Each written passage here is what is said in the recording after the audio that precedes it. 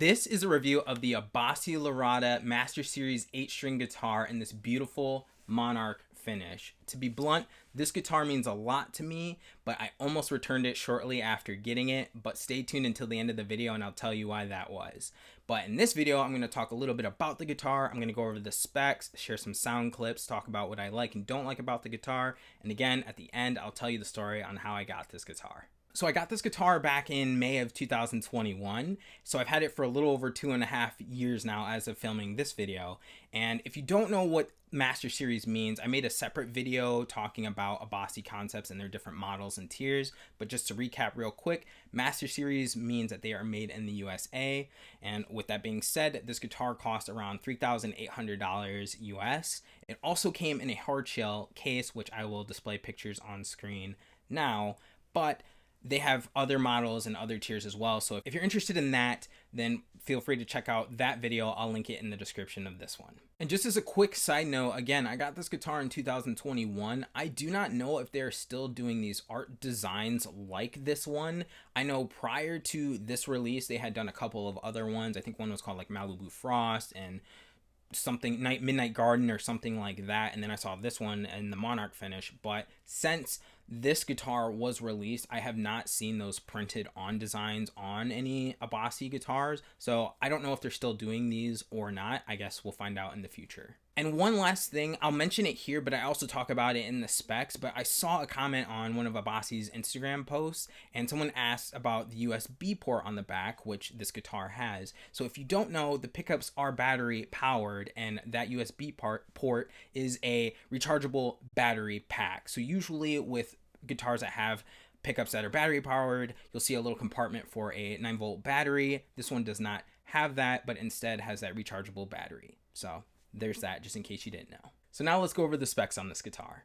Starting with the headstock, it's painted white, which matches the base color of the body. It's got a 4x4 design headstock, which I like as opposed to 8 in line. The tuners are Hipshot locking tuners, and it has the barrel tuning pegs. I do not know what the nut is because Abasi doesn't specify on their website, but it's got a Richlight fingerboard that has a 25.5-inch scale length on the higher strings, and it goes to 27.5-inch scale length on the lower strings, so it is a multi-scale guitar. We have a 16 to 21.5-inch compound fingerboard radius. The inlays are pearloid, and I kind of like it goes in like an arc formation across the fretboard. I think that's kind of cool. The side dots are white, so they are not lumen lay. We have 24 Jescar stainless steel frets. I don't know the size of them, but I think they're either jumbo or extra jumbo. They feel pretty big. At the body of the guitar, it is made of okume, and again, it's painted white as the base color, and the art design is called Monarch. I personally think it's really cool, and this is actually what Abasi calls their two-sheen finish. So the bevels are gloss, but the main body here is matte satin finish. I think it's pretty cool. But moving on to the bridge, it's got 8 individual saddles. So the strings go through the bridge here. It does not go through the guitar. We have 2 Fishman Fluence Tosin Abasi signature pickups, a 5-way pickup switch selector, and then 1 volume knob. And it is push-pull. There is no tone knob. On the back of the guitar, it's got a 1-piece roasted maple neck with a set neck construction. The neck profile is their thin U.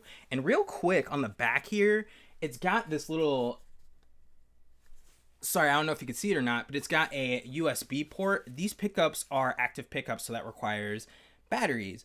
Well, there isn't, normally they have like a little slot where you can put a 9-volt battery in it, but these guitars come with a rechargeable battery pack. So that is what that is there for. So these are the specs on this guitar. So now I'm going to share some sound clips with you. I'm using the Neural DSP Fortin Cali plugin for the cleans and gain tones, and that's just my guitar going directly into my audio interface, which is a Universal Audio Volt 2, and then that plugin.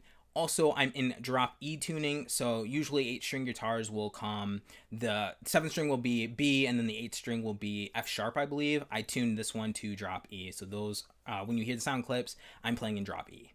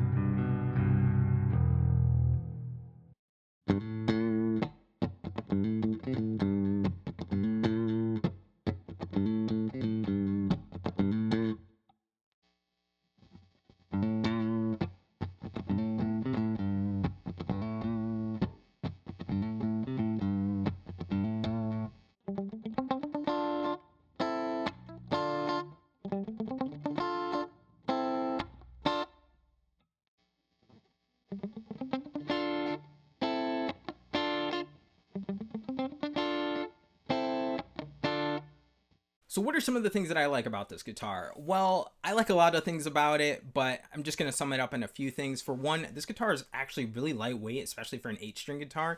It feels, I don't have the exact weight, but it definitely feels like it's under 10 pounds. It even might be under 9 or even under 8. I'm not entirely sure, but it feels super lightweight. All of the carves, it's a pretty thin body. All of the carves, it sits really well close to my body, and I appreciate that. I love the arm carve. It's super comfortable. It's even got this carve down here, and that makes it so that I can play in a more upright position, which I really appreciate. I like the headstock, and it's got the 4/4 again. I'm not the biggest of an 8-in-line headstock, but one thing that I will note, and this isn't something that I necessarily dislike, but the headstock goes this way right here, and I'll post a picture on screen. I like the design on the ME better where it's reversed. Just a little thing. I'm not saying I don't like this, but I just prefer the look on the ME. I like the pickups. The pickups are great. They sound super aggressive when I want them to, but they can also clean up quite nicely. So they're super versatile, and I like that. I also like just having a volume knob. I don't really mess with the tone knob that often, so not having it is great. And I like that the design is a set neck. It feels super comfortable moving up and down the neck. And if that's something that you're not sure of with the upper horn being so big, I will say I don't really have an issue playing in this upper register, and obviously neither does Tosin. And if you check out a couple other players playing, that you'll see that they can easily play in the upper register. I just don't play in the upper register that often, but I've had no issues transitioning up there when I wanted to. Another thing that I like about the guitar is it just sounds so good unplugged. Sorry, that was just really bad playing. Anyways, it sounds really good unplugged. I play this guitar unplugged a lot, and it's just because it is so comfortable to play and it sounds so good unplugged, sometimes I don't really see the need to plug it in, but that's just personal preference. And then the last thing that I really like about this guitar is how the bridge works and the strings go through the saddles. I really like that it doesn't go through the guitar because it just makes string changes easier, and I don't have to keep flipping the guitar up and down. So there are two things that I dislike about this guitar, neither of which I would say are a deal breaker if you were considering buying a guitar like this. But number one is the pickup selector switch location. Let me say I understand why it is where it is, because you can easily move it if you need to, especially when you're strumming. But that is a negative for me because of the way that I play. I will bump it sometimes when I'm strumming, especially if I'm in one of the split positions. So I'm not the biggest fan of where the pickup selector switch is located. The second thing that I dislike, which is not specific to this guitar, but just in general with active pickups, I don't like that it requires a battery, because I've been there, and I'm sure you all have been there as well, who have active pickups. You go to plug in your guitar and the pickups are just dead, and it's like, okay, now I have to get a new battery, or okay, now I have to plug in my guitar. And if you have limited time, you don't really want to deal with that, or if you're trying to quickly record an idea, then that kind of just throws off your momentum, especially if it's because, you know, ideas are fleeting sometimes. But I know that's being super nitpicky, but that's just my thing. And actually, I have a story real quick about the battery, so I'm going to share that now. So like I mentioned earlier in this video, the pickups are battery powered, and it has a rechargeable battery pack. Now, I think that's really cool because I actually prefer that over having to put in a 9-volt battery. That's one less thing I have to go out and get from the store or order online. But I have had this guitar for a little over 2.5 years, and I'm pretty sure Fishman says that these pickups should last like around 200 playing hours. Now, I've also read on forums that if you leave the guitar plugged in, it's still using the battery, so make sure you unplug it. So I've done that.